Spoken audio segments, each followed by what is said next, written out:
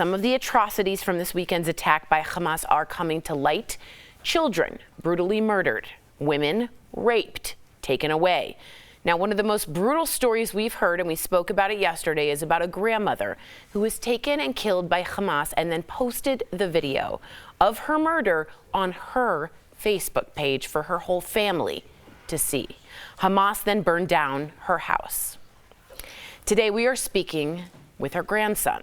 Please welcome Youv Shimoni.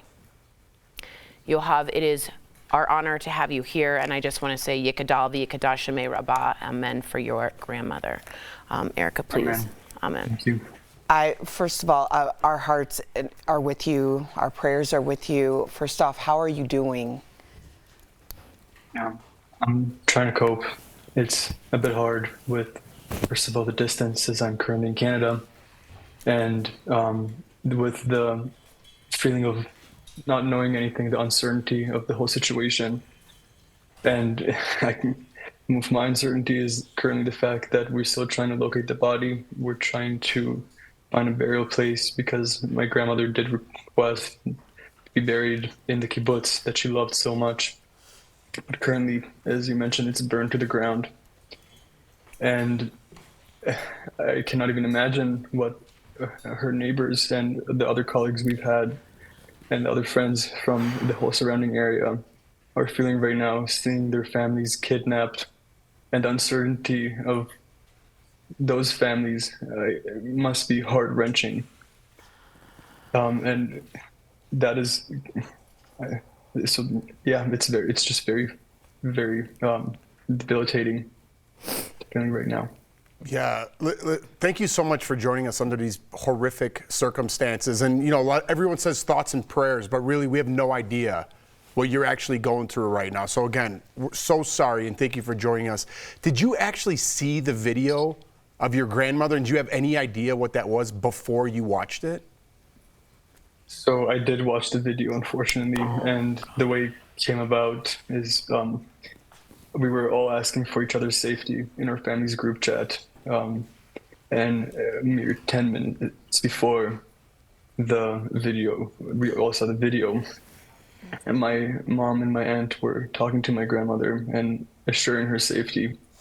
And my grandmother was more concerned about their safety, making sure that they're safe. And not 10 minutes after that, her last message was sent, my sister flagged in our family group chat that she posted a video on her Facebook.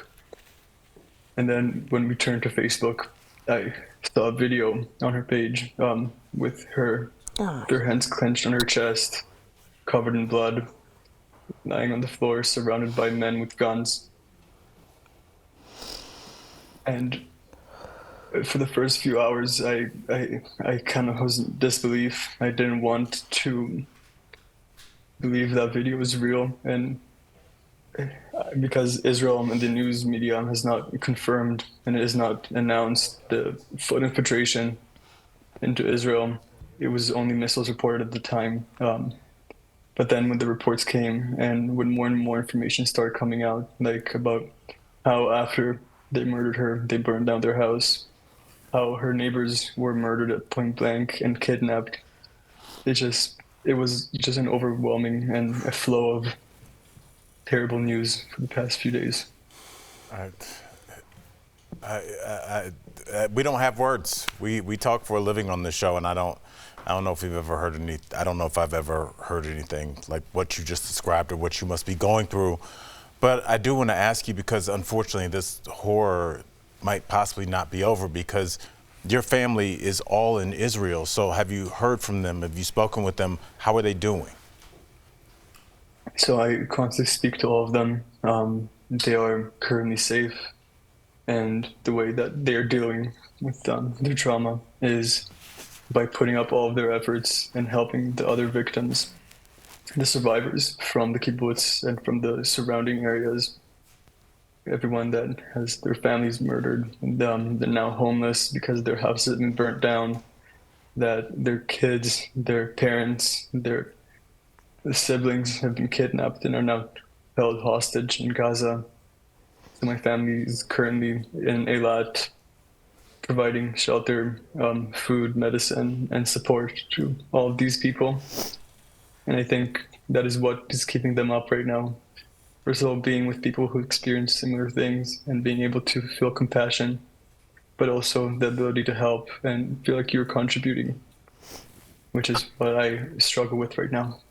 Yeah, Yoav, I just want to say, for people out there who don't know what a kibbutz is, it is the center of the Israeli life. It is the way they forage their food. It's a community, and for it to be burned down is the center and soul of a Jewish Israeli community.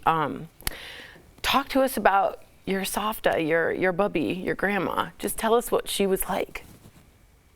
So, as you said, the kibbutz was a very much community-based, and she loved her kibbutz.